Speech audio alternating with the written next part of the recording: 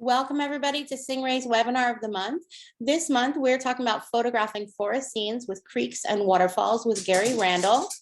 A little bit about Gary. He's been a professional photographer for over 20 years.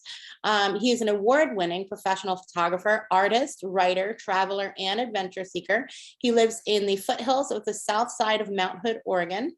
He has been a lifelong resident of all sides of Mount Hood and the Columbia River Gorge and has spent his life exploring outdoors. Taking photos has been a passion of his since he was about 6 years old and was given a Brownie Hawkeye. He bought his first 35 millimeter when he joined the US Navy and immediately wanted to learn how to develop his own photos. He joined a camera club and started spending hours at a time in a darkroom, learning new techniques from the old guys that were willing to teach what they knew. Since digital photography has come into play, he has developed into a high quality method. It has allowed him the ability to do many of the darkroom processing techniques that he learned in the past, plus a lot more, all with the lights on. Throughout the last 15 years, his digital photography has developed to a point where he is recognized as some of the best in the Pacific Northwest region of the United States and is starting to be recognized on the world stage. He has been featured in books, magazines, TV, websites, and blogs. He's been recognized for his work, both for photography and volunteer work in his community, including the Clackamas County Marketing Innovation Award, Volunteer of the Year Award from the Mount Hood Cultural Center and Museum. And he was a recognized Artist of the Year in 2014 by the Mount Hood Chamber of Commerce. Gary is also a writer and a public speaker. He hosts photography workshops and groups and excursions, and we are just so happy to have him here with us tonight. So Gary, I'm going to let you take it from here, and I'll let you know if we get some questions along the way. All right, great. Thank you everybody for showing up. And I'm just like you, I'm just some guy with a camera that enjoys what he's doing, and I've dedicated a lot of time to it. So I appreciate everybody showing up today. So first thing I'd like to do is kind of go over what I plan on doing here. If I can get my slideshow to work. So tonight we're going to talk about composition, trying to find order in some of the chaotic forests that we might find ourselves in, and talk about the time of the day. We'll talk about lightness and darkness in the forest and how to use it to create depth and mood. We'll talk about using the weather and the best settings for waterfalls and creeks as well as forests, our tools that we will use. And I'll go over a little bit of the processing that I use in processing the photos that I take in the forest. Okay. All right. And this is going to be pretty basic because I started out, it seems, when I first started taking photographs, digital landscape photographs, that it seemed like I was a lot more complicated in the process that I was using, because it seemed like I was trying to correct what I wasn't able to do in the field in post-processing on the computer afterwards. So as time goes by and my photography got better out in the field, it took less time to process, and my processing wasn't as extensive. So I feel it's very important to try to find and capture the best photo you can out in the field. So the best thing to do is to try to learn your settings so you're not out there guessing. You're deliberate in what you're doing. You go out, you set up, you understand what kind of settings that you're going to need. You find the composition, you find your focus, and you check your histogram to make sure that you've got a proper exposure, and then you can move on to another photograph. So, all right, let's talk about lenses first. Okay. I'm going to talk about ultra wide angle lenses, 24-70 and a 70-200. If you're using a crop sensor, these will be a little different. The normal landscape lens for a crop sensor would be probably a 18-55 and a 55-200, if I'm not mistaken. And let me see. Then we'll talk about, and this is all in how it applies to composition. So We're going to have talk about what to look for in the forest to try to establish a good composition. I'll also cover vertical and horizontal orientation of your camera. All right, so let's move on to what we like to look for. Out in the forest, you may come across, because we're a lot of times we're on trails, you may find man-made objects that kind of make your photograph a little bit more interesting. In these particular instances, we've got a bridge, we've got an old dilapidated building, another little bridge through the forest, and a fence. You never know what you're going to come across. And sometimes man-made objects will be able to make the photograph unique, kind of will tell a story. A lot of times, especially if it's an old building or something from the past, it'll kind of create a story that'll become the subject about something that's in the forest itself. A lot of times you can find old cars or fences, or even the trails and the pathways that we walk through. A lot of times a pathway can be a nice lead in into a beautiful forest photo. Okay. All right, let's move on to the next. All right. We, in composition, throughout the forest, you can find different ponds, lakes, reflections sometimes in standing water. The creeks that we find in the forest create beautiful leading lines. We'll sometimes find unique trees. This little vine maple in the lower right-hand corner here, he looks like he's the old man of the forest, and he's got moss all over him. He's got a real interesting story to tell, so we made him a subject. In this photograph up on the right-hand side, I put a fern down here to fill in the foreground because there wasn't a whole lot interesting down there. On the other side, I used a vertical format. Vertical format's going to show more depth in your photo because it's going to show more of what's at your feet. So it's going to show more of the foreground. And so it's going to be it's going to show more depth throughout the photo. And that's when I typically will use a vertical format, is if there's something interesting in the foreground that I want to be the subject. I love the way that shot really leads your eye to the back too. It kind of pulls you in. A lot of people would ignore a log like this and try to shoot around it, when really it could be a leading line. You also have to consider that creeks are leading lines as well. So when you're in a forest and you're photographing creeks, those are leading lines, as well as in a waterfall, that could be a line as well. Creek that goes from the foreground into the background to a waterfall as well. So we're trying to create an interesting subject. We're trying to anchor a foreground. We're trying to create sometimes the subject in the foreground. So, okay, let's move on. Hope that works for y'all. Okay. All right. It's been a while since I've done PowerPoint. This is pretty cool. I have to remember to do this for my other presentations sometimes. So, all right, let's move on with our composition. A lot of times we aren't necessarily looking for depth leading lines. Sometimes we're looking for patterns in the forest. We're looking for some sort of rhythm or texture in the forest. And sometimes we're just not looking for anything more than a single plane of focus. A lot of times we can create a single plane of focus with something that's actually quite deep, like the forest. But if it's a line of trees, sometimes the viewer really is only noticing the first line of trees, and after that, the rest kind of fades into the background.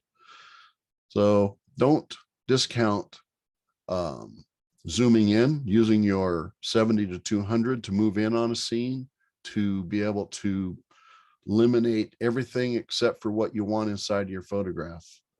Don't discount abstracts, semi-abstracts, patterns, and designs.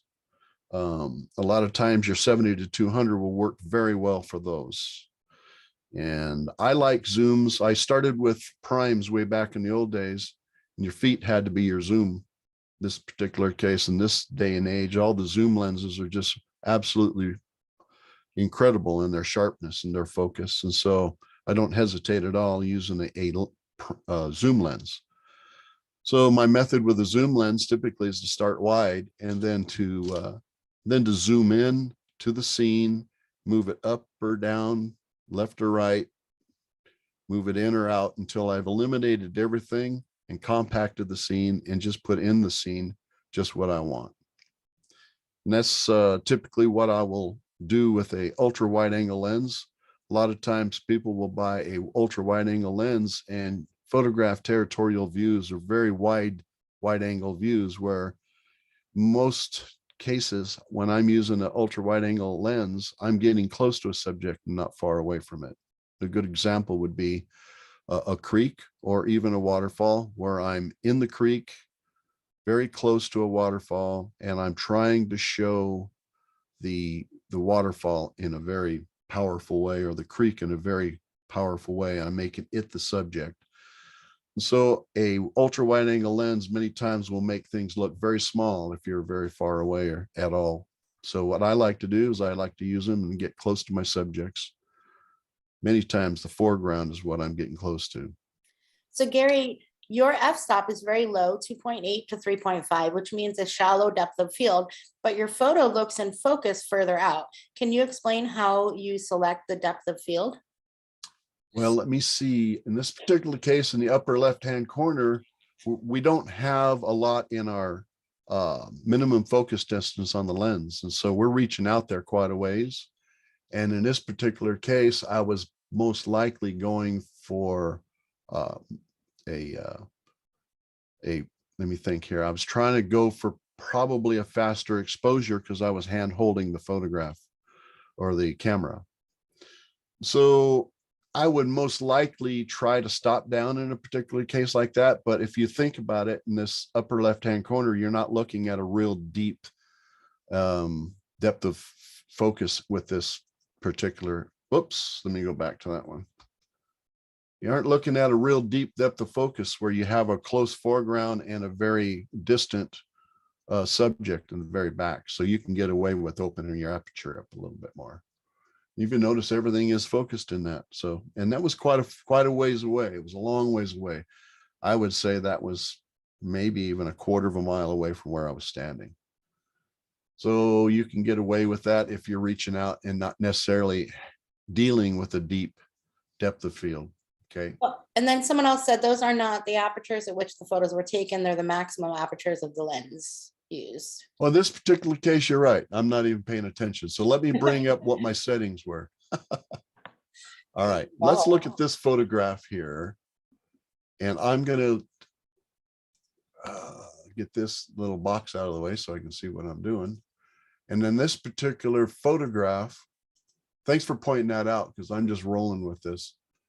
I'm looking at the details, and in that particular case, it's still a fairly open aperture. I was looking at 4.8 and 1/800th of a second because I was hand holding it, and my ISO was 2000, and I was shooting with the D3 back then. That was quite a while ago. But yeah, I was probably trying to quicken my shutter because I was hand holding it, so I opened up my aperture. And I'd already raised my ISO to 2000. So that was probably why I relied on the aperture at that point. Okay. So that kind of explains why that was using such an open aperture. Now let's look at some of these other ones here. The one in the lower left-hand corner, that one is another one where I wasn't standing real close and I was zooming out to it. And that one was f6.3. And that was another handheld photograph. And further on in my discussion, I'll talk about handheld photographs and when you can use a tripod or handhold them. So, okay. So if anybody has any questions at all about the settings on these, I have the settings right here. So it just takes me a minute or two to look at them. So, and the one at the lower right-hand corner, that was another one where it's f4.5. And in that that photograph, if you were to look at it larger, you would notice that the focus falls off into the back. But I kind of use that as an effect to be able to separate the front from the back of the photograph. So, And what I time would of day did you shoot these? that one in particular was 8:45, 8:43 in the morning. So it was after sunrise. And so I had good light. So you'll notice that a lot of these photographs that are like this, I'm usually holding my 70 to 200 and reaching out there and hand holding these. A lot of times I'm reaching around and I'm moving around and trying to find that composition by eye and then taking the photograph. So I only use a tripod unless I need to. A lot of times a tripod is used in every particular instance in taking a photograph. And I feel that if I have a fast enough shutter speed and I've got a good focus, then I like to hand hold my photographs or my camera when I'm taking It my seems to be a photographs. real personal preference among photographers. Some photographers just want to have their hands on the camera all the time. So Well, landscape photographers in particular, they rely on their tripod a lot because it's a platform for their camera. So they can put their camera on their tripod and then they can just, landscape photographers don't get in a hurry. They're not like wildlife photographers where they've got this certain amount of energy where they're trying to move quickly, stay with their subject and get a nice focus and get a shot. A landscape photographer, they've, even when they're in a hurry, it's usually because the sunset's there and it's changing, but you still got at least maybe 5 minutes or so. You're not talking about seconds. So a lot of times a landscape photographer will set their camera up on a tripod just to have a platform so they can scratch their head and think about it and set their settings and play with their composition and use their shutter release and get that photograph just right. So, but like I said before, if there are times when a landscape photographer will need to focus stack their photo. If that's the case, they're going to want to make sure that it's on there. There may be times when they need a bracket for exposure, so they're going to make sure that it's on a tripod. So usually it's more than just choice. A lot of times you really need to do it, but there's times when you really don't need to. So, all right. Did I cover everything here?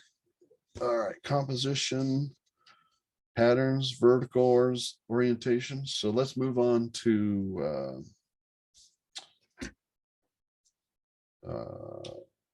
time of day. All right. I like taking photographs any time of the day.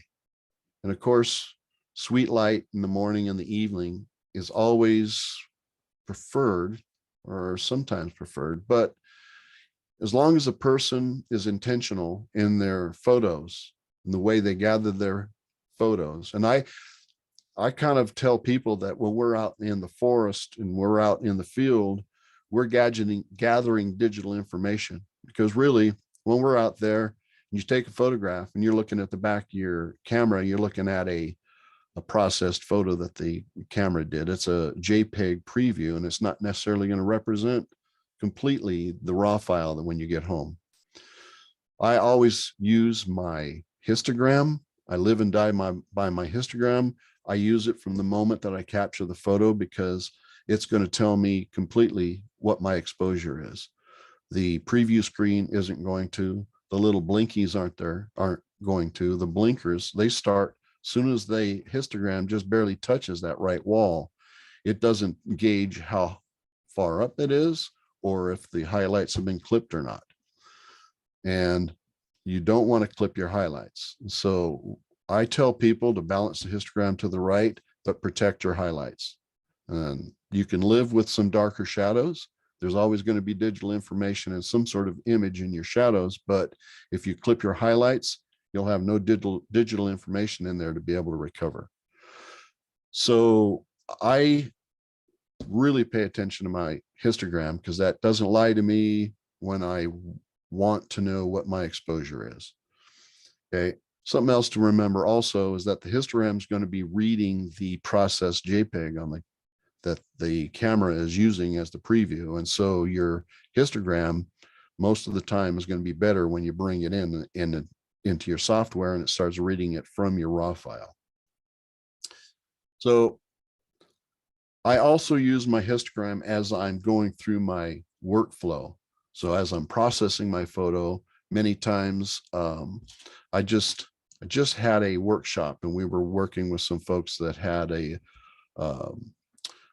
way to increase or decrease the brightness of their monitor. And so if you increase the brightness of your monitor, then your photo is probably going to be processed a little darker. So you want to make sure that you're balanced, your screen preferably is calibrated.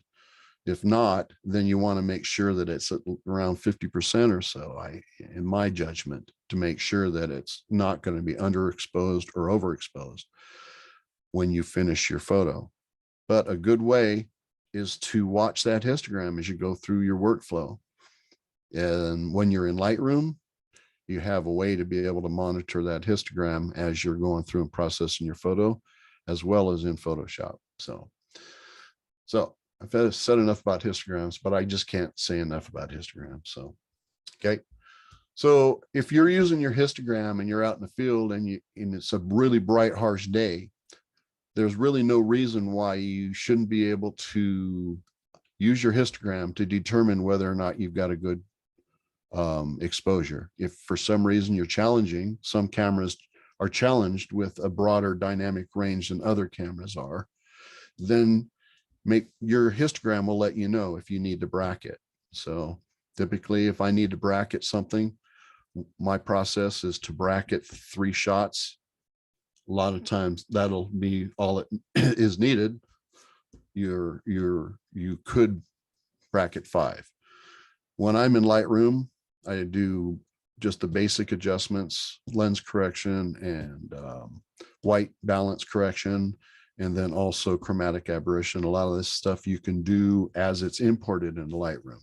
And then I will combine the files. So I'll highlight all the files, right click and hit combine to HDR, come up with a single file and process it. But I shoot with the D850, and so my D850 is pretty capable, and I have to bracket less these days than I used to. So, all right. So the light of the day. The photograph on the left was taken in the middle of the day in the redwood forest. And so there were a lot of shadows and a lot of highlights in that photograph. And the people that I was with a couple of friends, and they were not too enthusiastic about the light in the forest, but I think that photograph came out just fine. And so you can go into the forest and shoot any time of the day. Many times I like to go out when it's raining.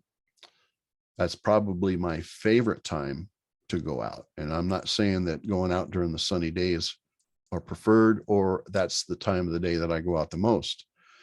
Up here in Oregon, we have a lot of rain. And so I like to use the rain to my advantage most of the time while it's raining, or just after it's rained. Maybe when it's misty. If it's raining really hard, I'll usually wait because it's a hassle to keep your lens from fogging up or your gear dry. But I like it when the leaves are all wet, because I like to use my circular polarizer. I take my circular polarizer. Most of the people are familiar with circular polarizers because they use them to polarize the sky, or they may polarize the surface of water. But I also use it to polarize the surface of the leaves in the forest. When they're wet, they have a reflection on them, and it reflects the sky, and it won't allow the actual color of the leaves to come through. And so if the leaf is wet and it's reflecting the light, it's easier to polarize with your circular polarizer. So I would venture to say that most of the use that I get from my circular polarizer is to polarize the forest to allow the color to come out of the forest. I also will polarize the surface of a creek to allow maybe some of the color that may be in the sand or the mud or something underneath to come through, but it also will separate the white lines of the movement of the creek in the forest. So if you have a glare on top of the water, it's going to cover up a lot of the white streaks that you get that you will use for movement in the creeks that in the waterfalls that you're photographing. So do you use the LB neutral circular polarizer in harsh sunlight or just for soft pleasing light? I'll use it whenever I can find that it's going to give me the effect that I want to, that I want. If that makes any sense. The circular polarizer is the one filter that I just cannot live without. And while I'm in the forest, there's going to be more times than not that I'm going to be using it to polarize the leaves. A lot of people will not realize just exactly how much of an effect that the polarizer will have on a cloudy day, or when the light isn't necessarily striking from 90 degrees or whatever. But I say pull your polarizer out, put it on and see what it does. There are times when you could be facing in the right direction in the forest where you may not need one and you may not see an effect from it. But sometimes if you turn 90 degrees, you'll notice that it'll have an effect. So my my Singh-Ray LB circular polarizer is something.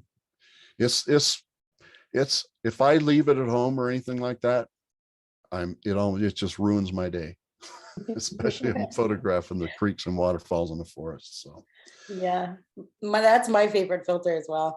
Do you handhold when you're taking bracketing images?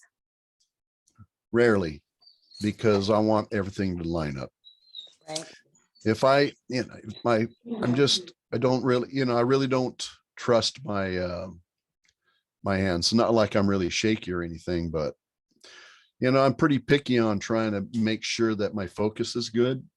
And if I have to bracket it, then there's a chance that that I will want to make sure that everything lines up. You can, when you bring them into Photoshop, you can align the layers, but I find it's a lot better if I align them with my tripod first. So.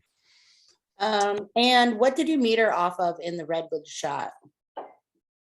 I metered off of the highlights. I wanted to make sure that I didn't blow my highlights out. So I figured that the shadows would come around. I'll meter it the highlights, and then I'll check my shadows. And then I'll determine if I have to bracket. In this particular case, I was able to protect my shadows, bring it in a single exposure, and then pull my shadows up in post. And it's kind of a dark photo anyhow, except for the highlights and up towards the top, because we were pretty deep in the forest and the shadows were pretty heavy. So that's kind of how I look at it, is that as long as I've got my highlights protected, there's going to be a good chance that I'm going to want to roll with my shadows anyway, just to make it look more like it did while I was there. So, okay. The one on the photograph on the right was taken during rain. So it was a rainy day in the forest, and I had just finished photographing a creek, and I was walking out of the forest and this scene confronted me, and I just set my tripod up and took this photograph. So yeah, it was kind of a dim, diffused light day on. Okay. All right. Now we were talking about lightness and darkness in the forest. I like to use light and dark to be able to create depth in my photos.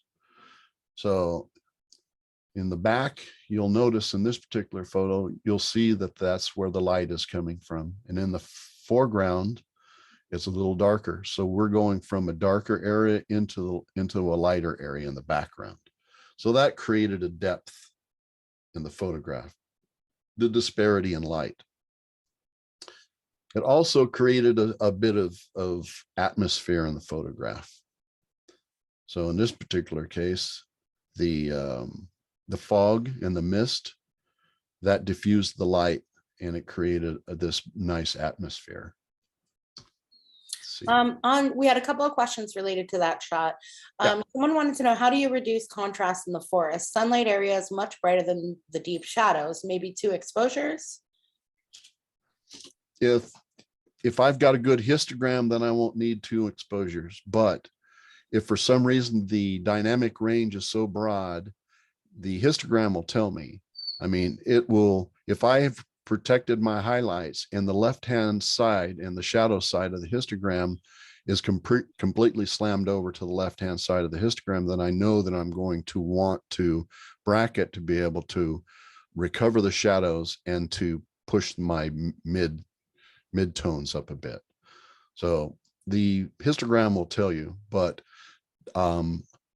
pay attention to the histogram, make sure that you are paying attention to your highlights and that your highlights aren't clipped, and your highlights should be able to be recovered in Lightroom. And the way I do that is I will take my highlight slider and I'll bring my highlight slider down.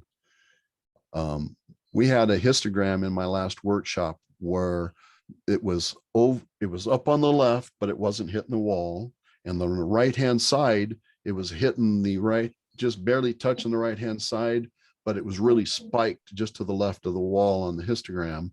And it just looked like the highlights were completely blown out. But I had my client, I said, trust me, take the highlight slider in Lightroom and pull it down and see if you can recover your highlights. And sure enough, the highlights came in. The raw file, it just looked white up there. She pulled her highlights down, trusted her histogram, and they came in. So shoot for highlights, pay attention to the histogram, make sure they're not blown out, and you should be able to do anything that you need with your highlights. If for some reason, after you've protected your highlights and you're not happy with the deep darks on the left-hand side of your histogram, then bracket your shots and combine them in Lightroom. Where is your point of focus in this shot? My foreground. Okay, let's talk about focus. This is a great subject. I have my own method of focusing. Let's call it the Gary Randall of bonehead focusing, because I understand. I implore people to understand hyperfocal distance and what it means, but throw away the mathematics, okay? And understand that the closer you get to your foreground, the less depth you're going to have in your focus. So you get close to what's called the minimum focus distance of your lens. And the closer you get to that minimum focus distance, the blurrier the background is going to be. So I always do my best to try to come back away from my minimum focus distance in a shot like this one. And then I will focus the lens. I always use manual in these particular cases. I like to be in control of it. I don't like to trust that a third of the way is going to give me a good foreground, or is going to move my focal plane out as far as it's going to go. So my method is pretty simple. I like to stop down, and then I like to bring my preview screen up, magnify my preview screen so that what's in the closest to the lens, or the closest to the camera, is showing. I focus my lens to infinity, which makes my foreground blurry. I think you've all witnessed that before. And then what I do is I slowly bring it back from infinity until my foreground just comes into focus, and then I stop. Then I'm not pulling any focus behind me or behind where I need it.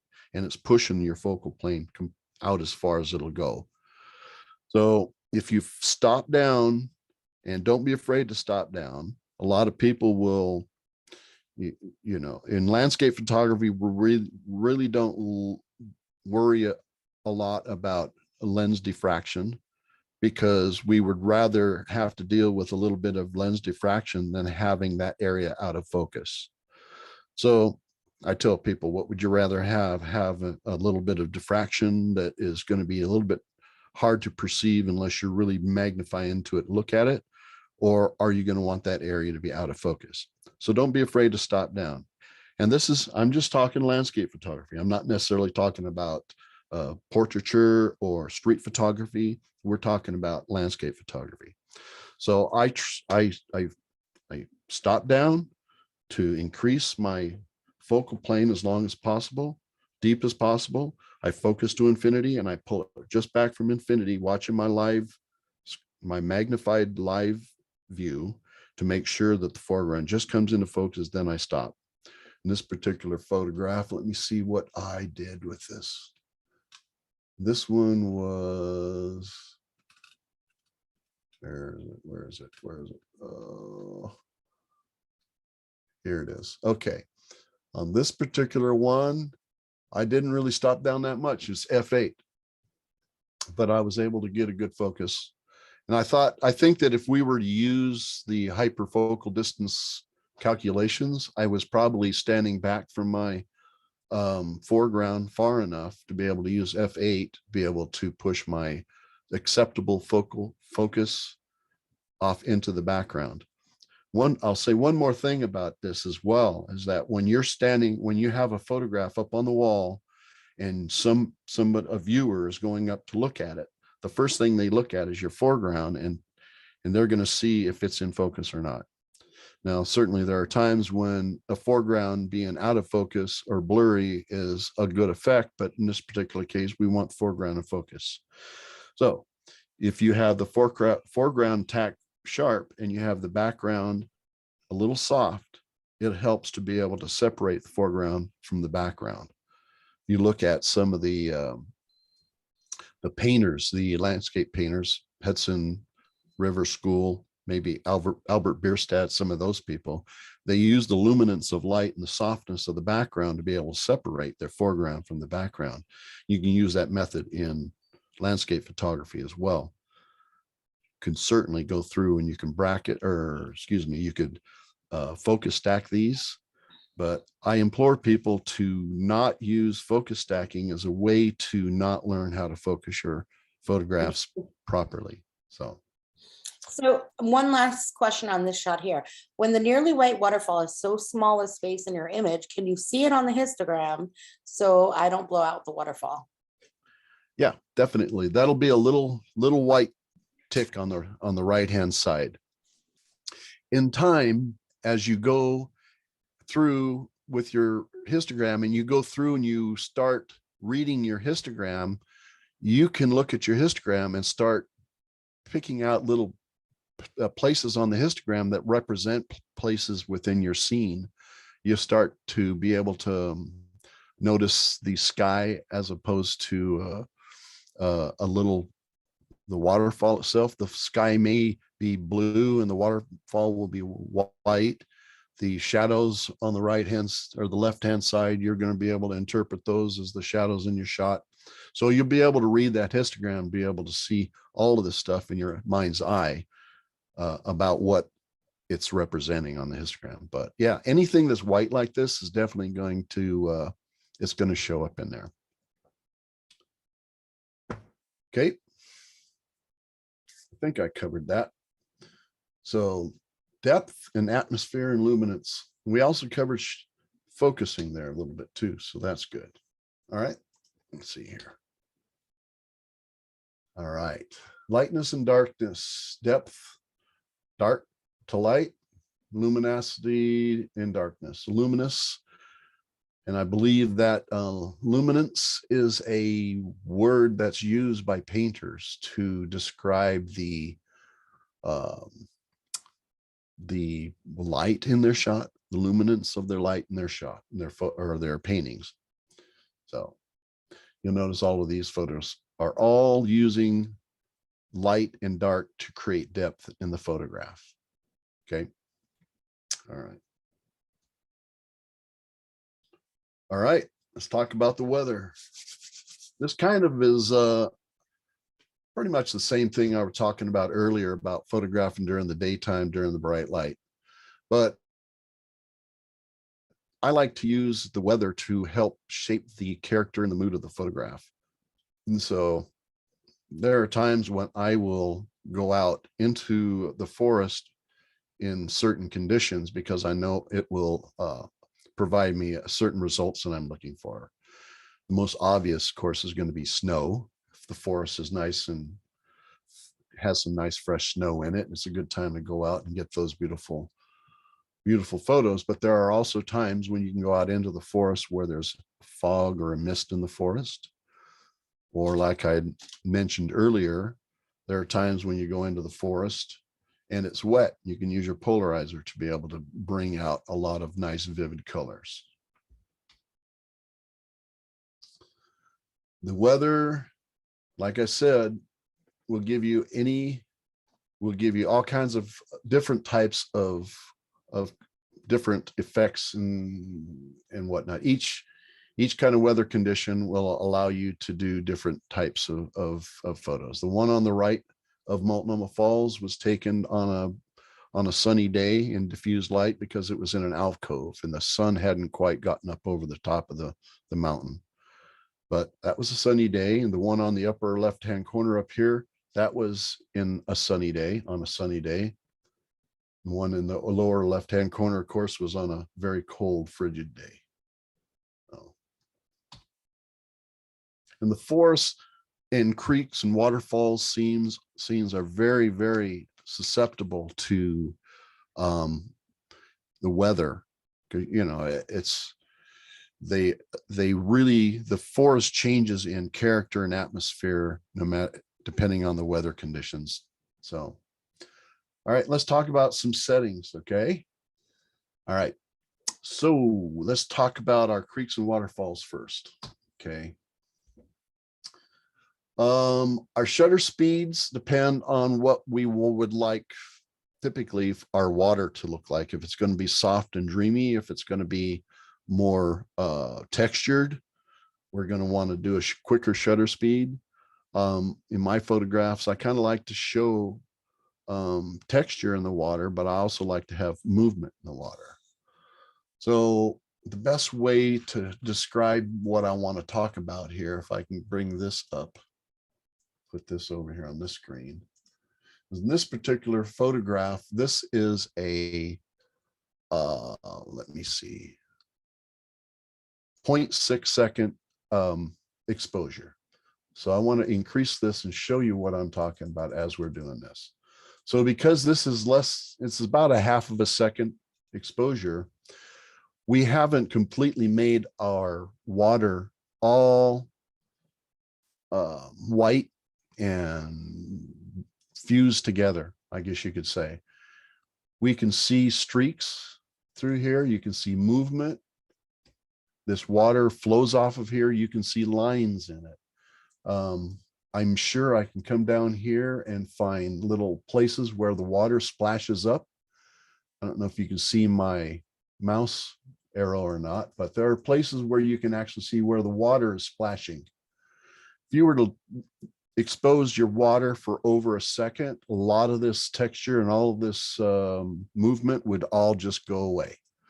Now, excuse me, there are times when that is desirable. You may want something that's really nice and smooth.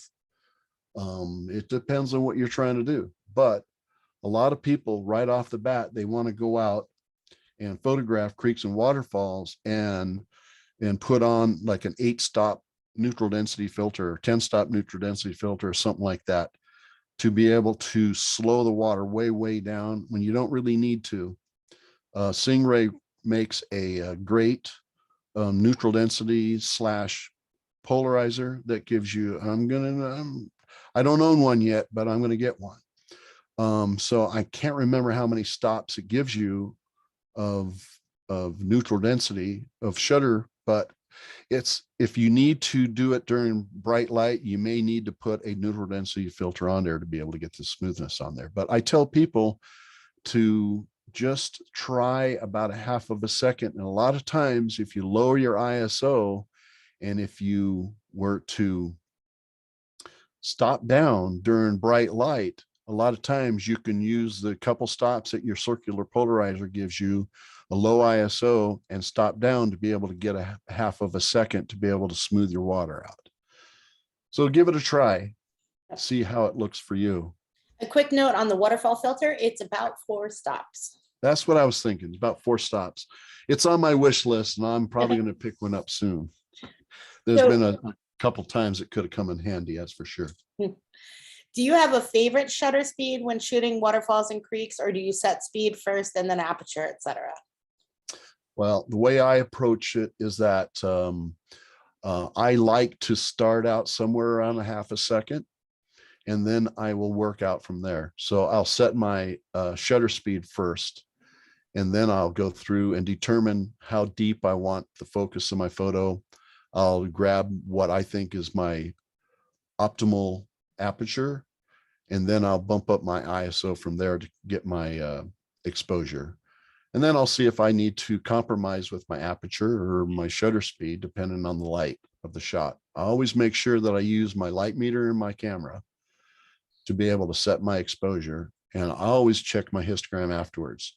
So there are times when the light meter could be metering at a different spot that you don't want.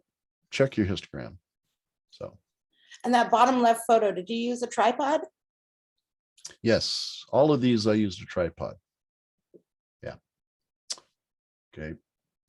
So a person could, in this day and age, I know my friend Chris Byrne, his a business partner of mine, him and I do workshops together. He has the new Nikon Z9, and the Sony's, I'm sure, have it as well, have the in-camera stabilization. And he was able to hand hold at about a half a second, and the focus was really good. So the new cameras this day and age are pretty incredible in their dynamic range, as well as their in-camera stabilization. Some of the new lenses are actually pretty well with their stabilization, but you know, like I say, with my landscape photos, you know, I'm going to use a tripod most of the time. So I like to be able to get a nice, good, sharp focus. I don't trust my, you know, so there are times when I will take a photograph by hand, but, you know, we'll go back to some of the photos that I'm taking with my 70-200 and not necessarily a photograph where there's movement in the photo. That makes sense. Okay. All right. Let's see here. All right, now let's talk about forests. And forests are standard, you know, they're pretty standard. It'll depend on your shutter speed, is going to depend on movement. If for some reason there are leaves that are moving in the forest, you're going to want to make sure your shutter speed is fast enough to be able to freeze them.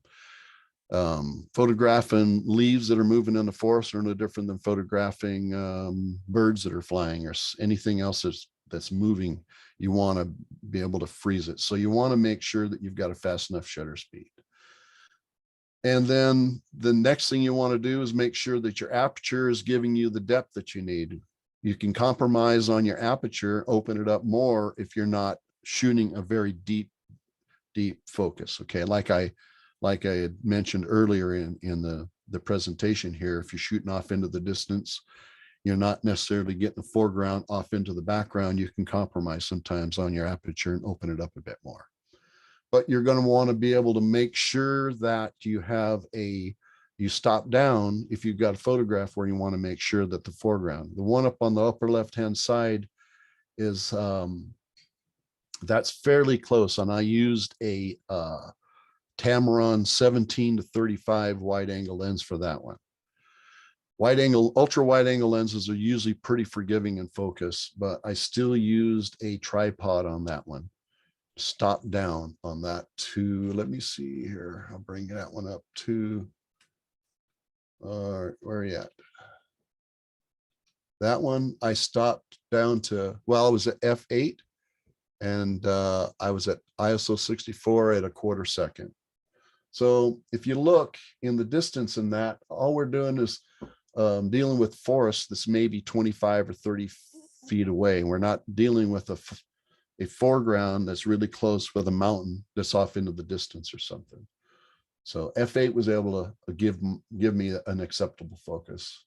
The rest of these were all basically taken with a longer lens. This one on the upper right hand side of the redwoods, like I said, I believe that one was, yeah, that one I had stopped down to f18 to block light because it was a very bright day.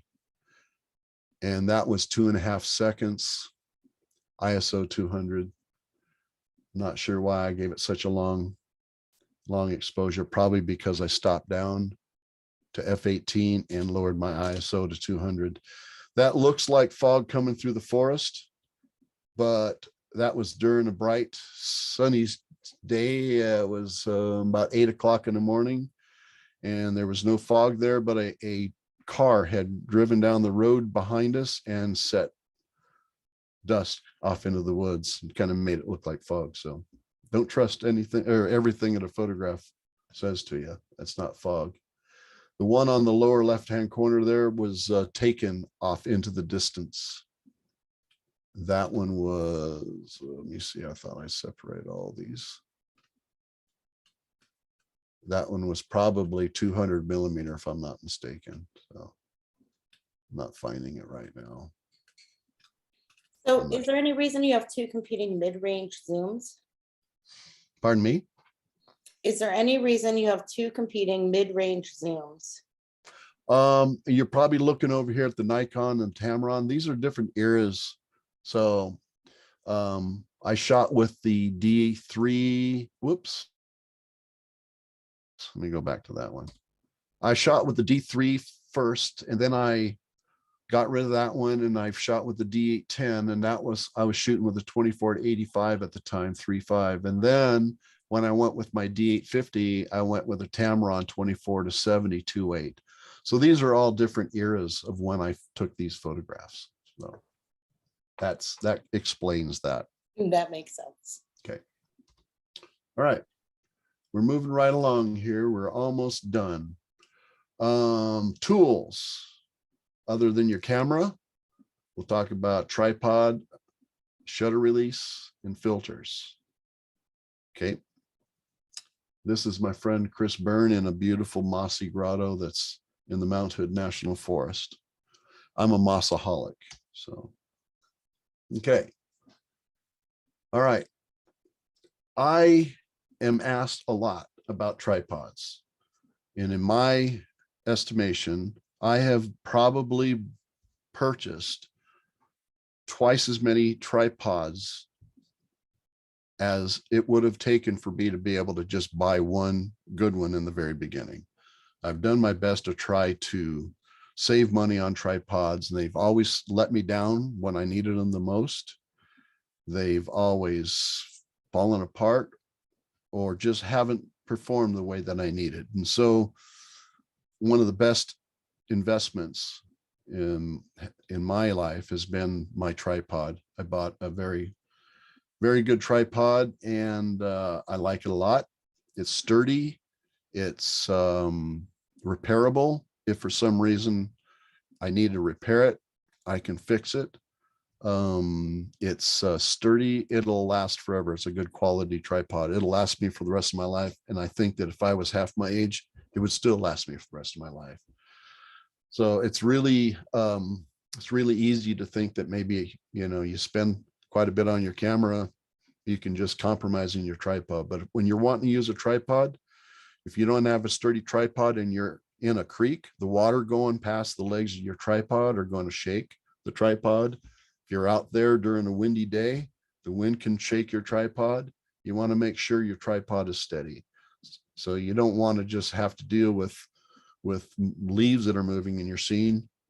You don't want to deal with a shaky tripod either. So that makes sense. My best advice is to get a good tripod. Okay. Typically my rule of thumb, I've kind of already covered when I would use a tripod and when I wouldn't, but generally speaking, use a tripod when you need to extend your shutter speed Use your tripod if there's movement in the photograph that you want to accentuate, like the movement in the water or movement in the tripod or the waterfall. You want to make sure that you set your tripod and your camera up steady so that you can capture that. Focus stacking and bracketing, all that stuff will need a tripod. If you think that you can get your photograph handheld with fast enough shutter speed without causing motion blur in your photograph, then certainly bring your camera off your tripod, take your camera off your tripod, hand hold it, but make sure that your shutter speed is fast enough to overcome any kind of movement in your hands or anything that you might, any kind of movement that you might cause the camera and the lens. So that's pretty much my tripod deal. We do have another question regarding sort of other tools besides your camera. When you're standing in a creek, river, or lake, do you use knee or chest waders? And if so, do you like a specific brand? Depends on how cold the water is. Yeah, as a matter of fact, I do. I do use waders. I like to backpack. And so a real struggle for me was to try to find a set of waders that weren't bulky and heavy. Most of the fly fishing waders that a lot of people will want to use are, they're chest waders or something with boots that go on them and whatnot. But I need to become an affiliate for Wiggy's waders, WIGGY''S, I believe, Wiggy's waders. And they're not real sturdy, but they're easily repairable with like Gorilla Tape. And they roll up and they go in your camera backpack. And I absolutely love them. They're kind of grippy on the bottom. They're kind of baggy. You put them on your legs. They got straps that will strap to your belt or your belt loop or your pants up here to hold them up. And I just love them. Called Wiggy's waders. And so those are my creek waders. And I use them quite a bit. And like I said before, they're pretty durable. I haven't really had a problem with holes in them, but there was one day that I did get a hole in them out in the field. I must have hit a stick or something and it got a hole in them. So when I brought them home and filled them up with water and found out where the hole was, emptied them out, dried them off, and I put a piece of Gorilla Tape on there, and that Gorilla Tape has stayed on there ever since, and it's been probably a year and a half.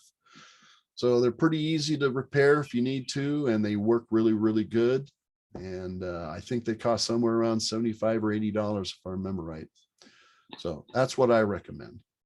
And then back to tripods. Do you turn off your lens stabilizer with your camera on a tripod? Definitely, always.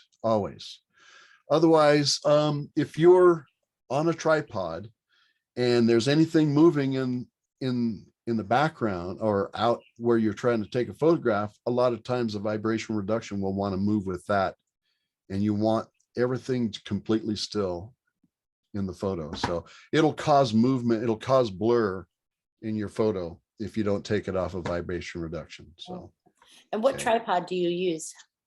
I have Really Right Stuff.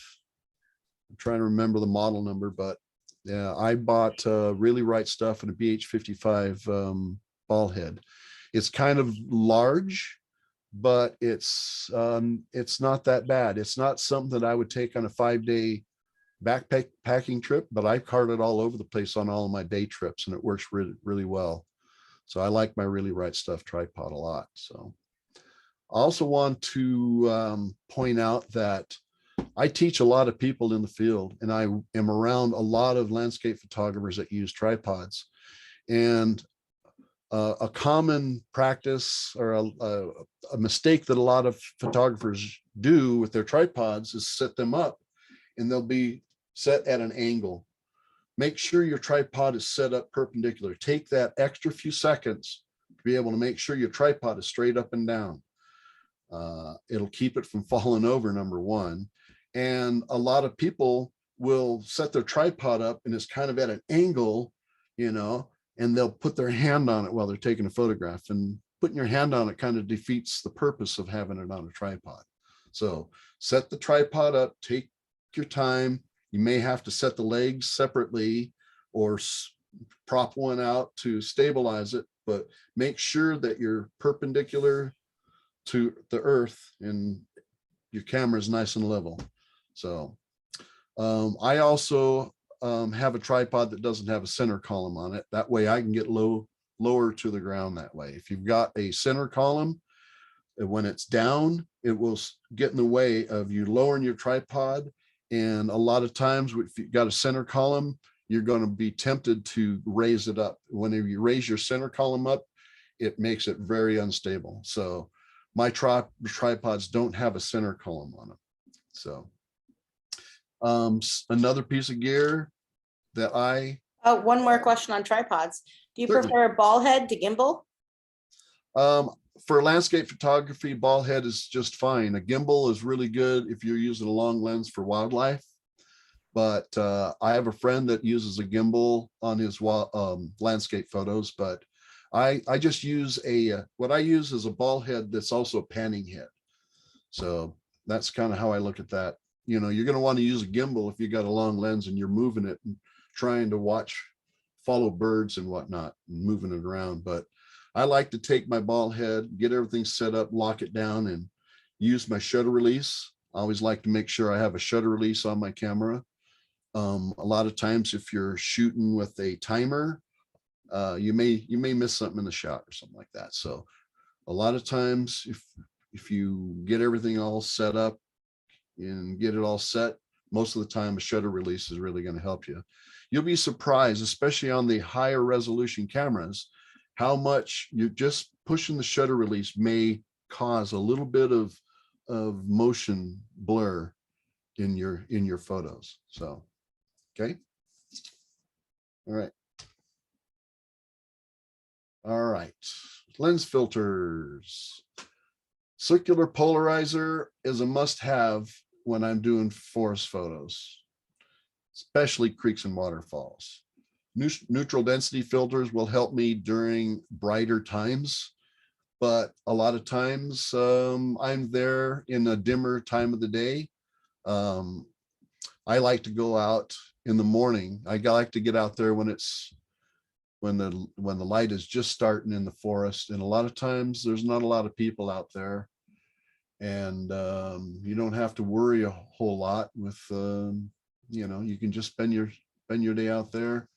I don't know where I was going with that, but my neutral density filters. Oh, I know what I was going to say.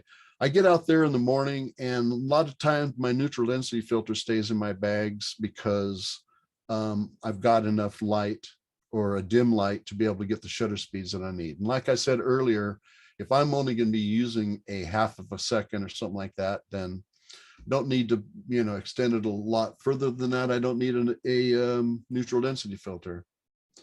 So if you're shooting in the conditions that you want, then you probably won't need a grad filter. For some reason you show up there late that day and you want to get a little bit of smooth water effect, then you're going to want to put your neutral density filter on. Okay. All right. Graduated neutral density filters. I have a whole set of grad filters, and there are times when I will use them, but there are times when they bother me a little bit. In this day and age, if you're able to grab a good histogram, then a lot of times you won't need to knock the sky down with a grad filter. A grad filter a lot of times will cover up areas in your photograph that you don't want dimmer than it actually is. You may just want the sky cut down, but not the hills or the trees or whatnot. You can always go in there with a graduated filter in post sometimes and do some correction if you do use a grad filter and you've knocked some of the shadows down a little bit further. A lot of times if you don't use a grad filter properly, you can have what I call a grad line in your photo. And so grad filters are really handy if you've got a really bright sky, you need to knock your sky down. But a lot of times if you go by your histogram, you've got a really good histogram, you probably won't need your grad filter. So um, that's kind of it as far as filters are concerned. Does anybody have any questions about filters at all? Actually, Because yeah, we had someone asked, can you address how effective ND filters are at reducing a high dynamic range settings, such as with bright sun streaks and dark shadowed forest scenes? well, a neutral density filter is going to affect them all, because a neutral density filter is going to be global. So if it's going to be knocking down the highlights in the shot in the photograph, it's also going to be knocking down the shadows. So the neutral density filter isn't going to be able to separate the two. It's going to be a global effect on the photograph itself. I don't know if that answered the question or not, but yeah, it's Right. not going to affect that. It's going to just dim. It's going to dim your photograph is what it's going to do. And that's all it's going to do. All it's doing is making it a little bit darker. So, Right. and that's in my world, unless there's some sort of technology or some sort of science that I'm unaware of. So, And do you use a polarizer on an ultra wide lens? If so, how do you prevent vignetting? I do. A circular polarizer is going to have a natural area where it's going to polarize more than another.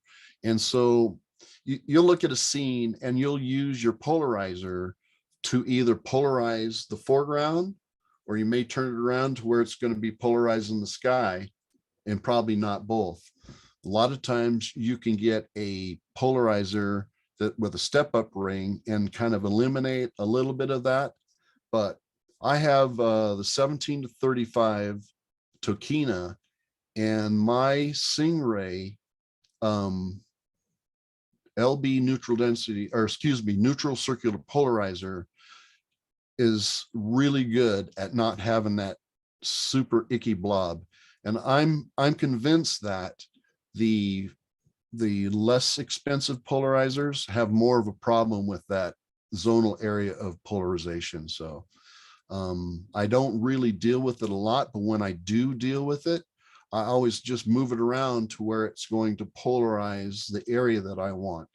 And if you think about it, when you're out there, most of the time you're not really polarizing the whole thing necessarily. I mean, you may, if you're polarizing the whole forest, but there's going to be zones that you're going to want to be able to polarize, and won't necessarily need to polarize in other areas. And so if I am challenged by that, that's typically how I go for that. So if I need to use a circular polarizer. So yeah.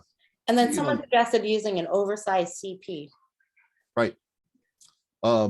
Yeah, that's what I was saying earlier, is that if you use a step-up ring, you can use a larger circular polarizer, and then handle that a little bit more. So yeah, that's really common, and I did that for a long time.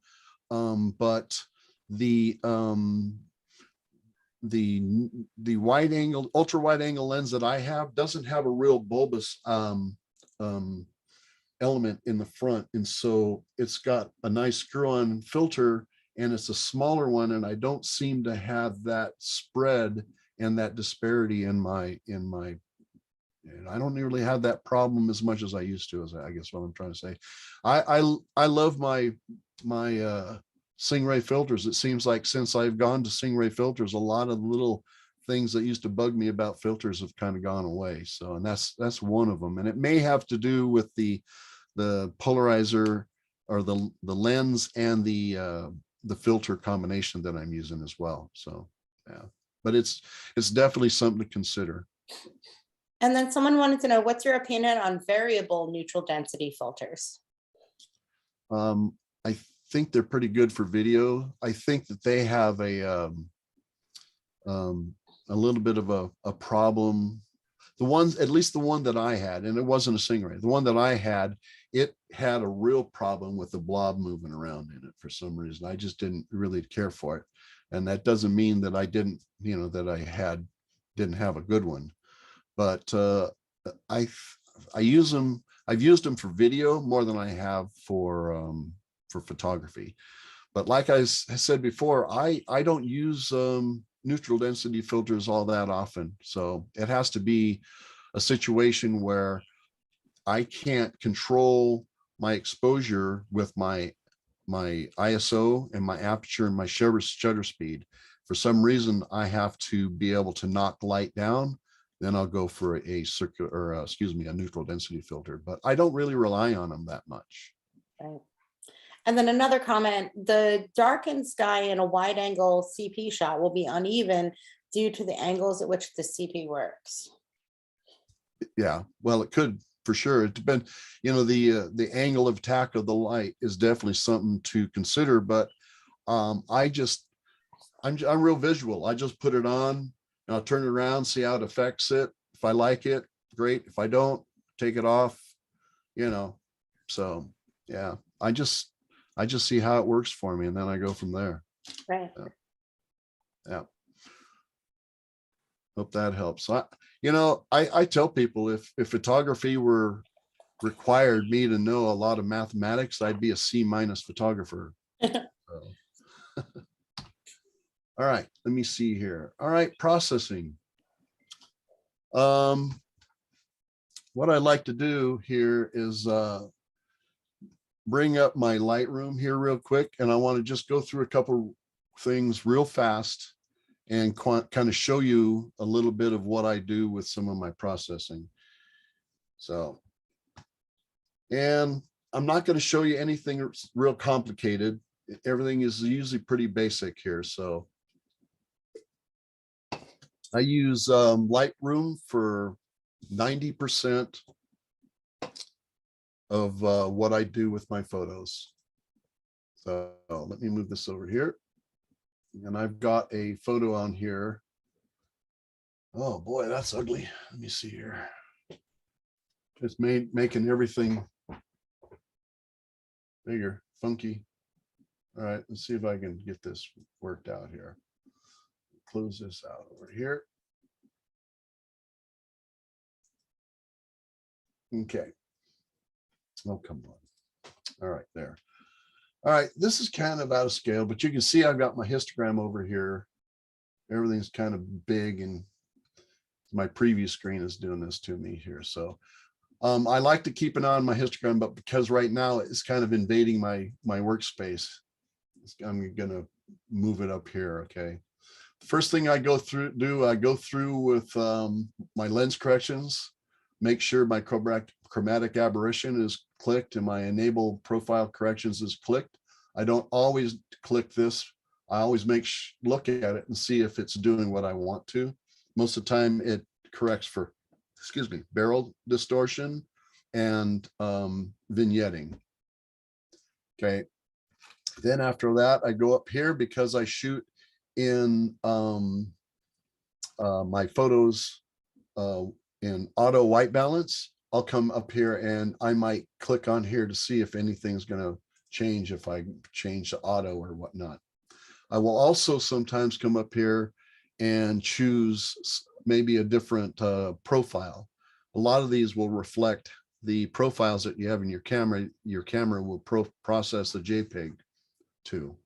So a lot of times if you click through here and click on some of these, it'll do a lot of your processing for you. I like to typically start out with a standard profile. So let me get this up here too. And move this over. Maybe this will help. Everything being kind of out of shape has kind of got me a little unnerved. All right, so I come down, and I was talking earlier about bringing my highlights down. Now, if you notice my waterfall here, whoops, wow. All right, you'll notice that there's still some texture in there. You can notice my histogram. I've come over to the right, but I haven't really protected my highlights. So we were talking about bringing the highlight slider down to recover texture in your water. And you'll notice here how the water, all the texture of the movement of the waters comes as I pull the highlights down. Sometimes I'll pull my shadows up like I was talking earlier. For some reason, I want to even my histogram out on the left side. If it's all pushed all the way over to the left, I might lean on my shadows a little bit to pull my shadows up a little. Okay. There are times also where I will come through here and use my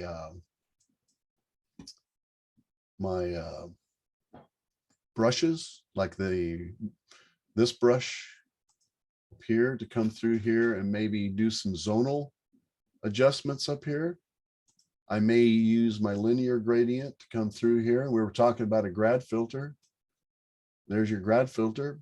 You can use this over the top of if you used a grad filter in the field and you just wanted to affect the area that you used your grad filter on, you can match the grad filter that you created with your filter in the field with this particular one here for some reason you wanted to too, which I've had to do before in the past. So, all right, so let's take that one off.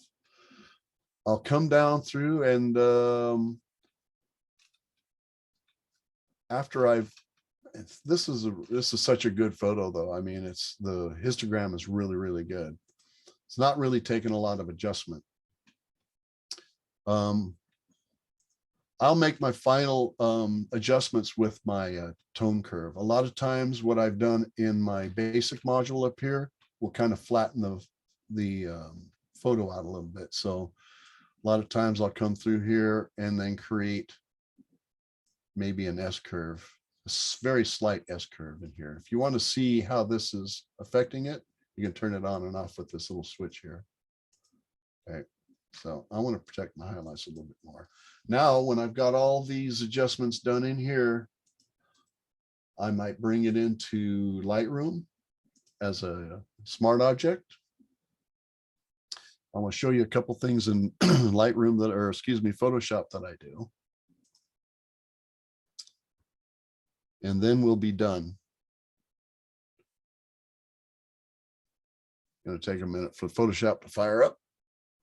And then I'll drag it over here. While we're waiting, have you ever used Photo Lab 5? I have not.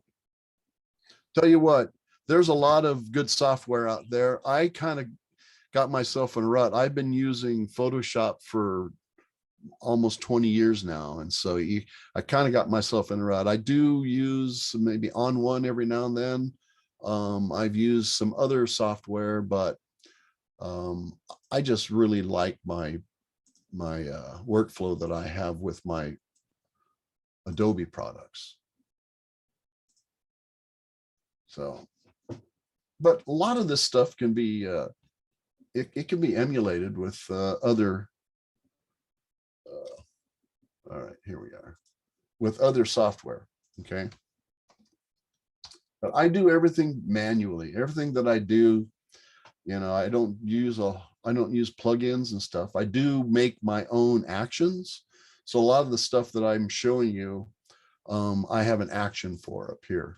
So I'm not going to use the action. I'm going to actually show you how to do it. Okay. All right. So the first thing I'm going to show you how to do is the dodging burning methods that I use. Okay. So I'll create a 50% gray layer by hitting Alt or Option on my keyboard and clicking a new layer. This new layer dialog box comes up. I switch this to soft light and fill with 50% gray. So we're going to be recording this, so you can go back and look at this later on if you needed to. Okay. Now I've got different tools that I can use here. I can use my dodge and burn tools here if I cared to, which I may do every now and then, but a lot of times I'll just use my brush tool. So what I'm going to show you right now is my brush tool with white and black on a 50% gray layer. Okay. So I'm going to use a soft brush right here. My hardness is way up. Okay. I'm going to make this big by use my bracket keys. Okay. And I can come in here, and what I'm going to do is shape the light in this photo. I will use white on this 50% gray layer up here on the top to create a light bleed in here. I can create another 50% gray layer here and use my black. And then I can come through here and maybe create a partial vignette down here. Okay. Now, if I turn these off and on, you can see just in 2 moves, I've created depth in the photo. Let me make this larger so you can see it. Okay, now we were talking earlier about going from darker to light. By just doing these 2 moves, I've created depth. I hope everybody can see that, okay? So you can also go through with different areas. I'll take my white brush, all right, and I'll come down to a little area down here. And if for some reason I want to lighten this area up here, you can see how it's over affected it. I can come to edit, fade brush tool, and I can bring this over here. I can fade the effect. Okay. So I've put that light down there. I've gone to 0 opacity, and I can bring it up to where I want it. All right. Now I've basically brought it up to 20%, and I'm going to hit OK. So I've dodged that little area down there. Started out at 100%. I went to edit, fade brush tool, and I faded it to 20%. So that'll allow you to be able to isolate different zones and areas in your photograph and to be able to affect it without having to either affect the opacity of your brush or the opacity of the layer. A lot of times, a lot of people will do this 100% and then adjust the opacity of their layer. Where if you do it this way, you can do several areas or several zones that are of a different effect. So some could be at 100%, some could be down to 20%, and you can shape the light in your photograph doing that. Okay. All right. So now we're going to hit Control-Alt-Shift-E, and I can't remember what they call that, but they got this. All right, come on. E, and that's going to create a layer that has all of the stuff that we've done to it. All right. Now I'm going to show you how I create my Orton effect, and then we'll be almost done with this. Okay. A lot of times in forest photography, we'd like to create this misty and ethereal feel. And at least I do in my photos. I like to do a little bit of it, but I don't like to get too carried away with it. But I'll show you how I do it. So I will create this merged layer. I'll come to image, apply image. Where's my little box here? I got 2 screens going here. So I leave all of these in their default settings. I hit OK. Then I come over here and I'll change this to soft light. And I'll come up here to blur. And I will go to a Gaussian blur. And I will take my box and I will vary this according to what I think that I would like for this light. What this is doing is this is adjusting it according to the luminance of the photo. So it'll either be more concentrated in the shadows or more what do I try faded away from the shadows into the light.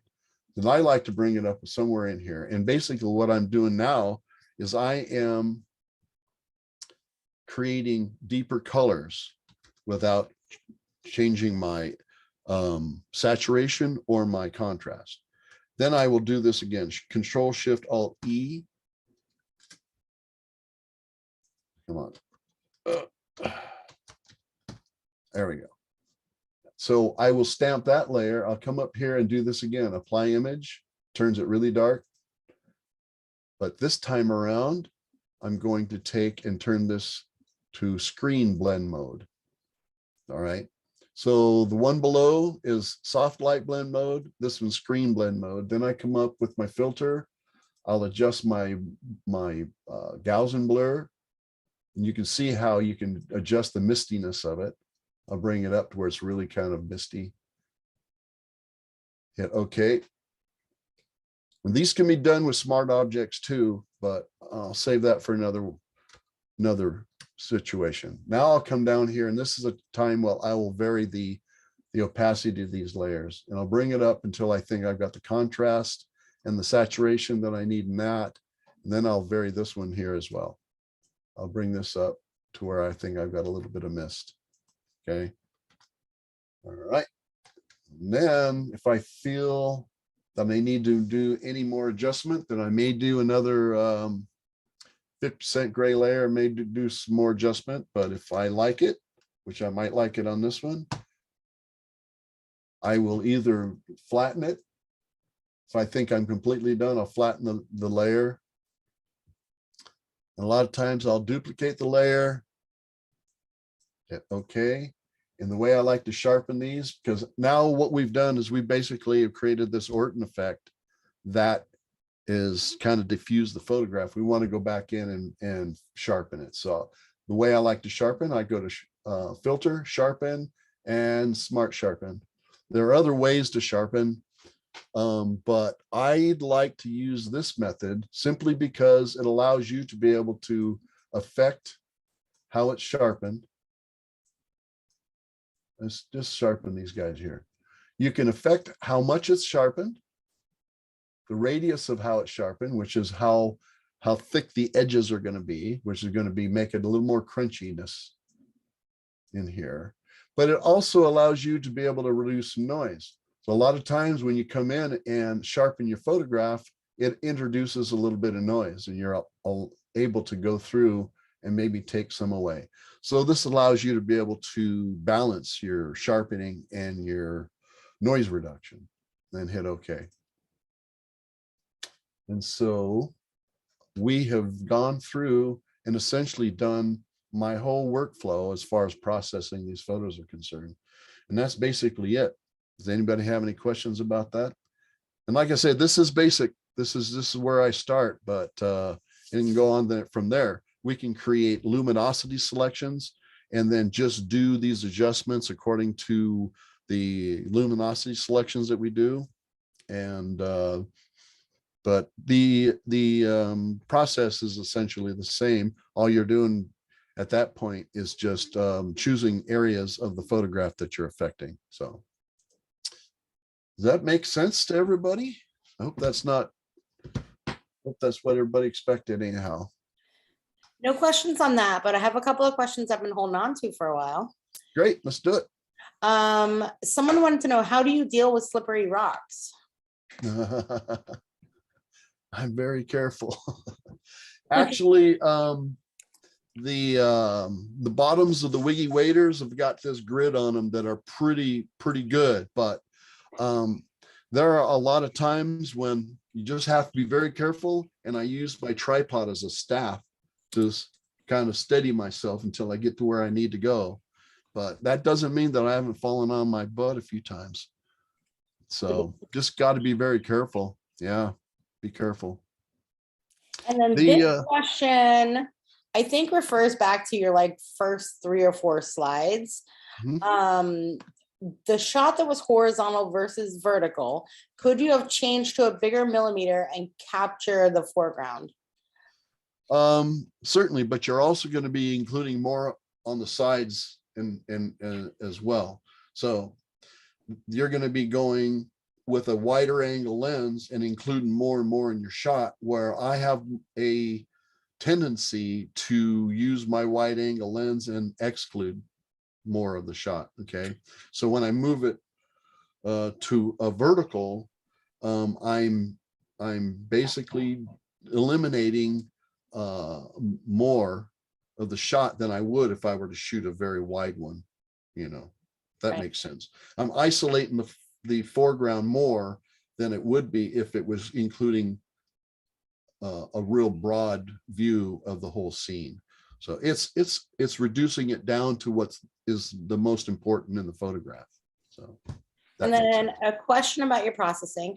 When you do your 50% gray, are you always going to soft light and blend mode to dodge and burn? Yes. Yeah.